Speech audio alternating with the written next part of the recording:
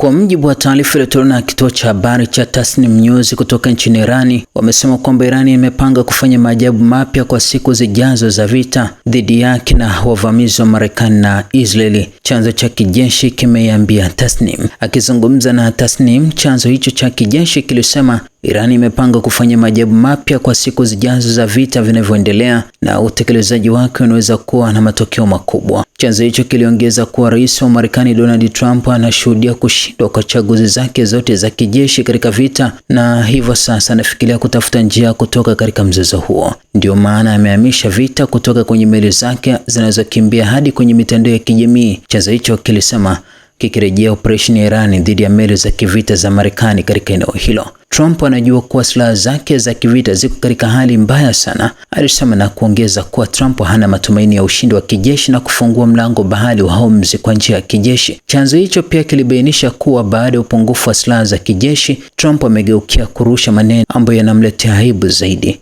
Kinyume na ahadi tupu za Trump, Irani imeandaa mshangao kwa siku zijazo ambao utafanya matokeo ya vita kwa wazi zaidi kuliko hapo awali, akisisitiza pia kwamba Trump anapaswa kuondoa kichwa chake kwenye simu na mitandao ya kijamii kwa muda, na kuanzia sasa macho yake yanapaswa kuelekezwa tu angani, soko la hisa na bei za mafuta.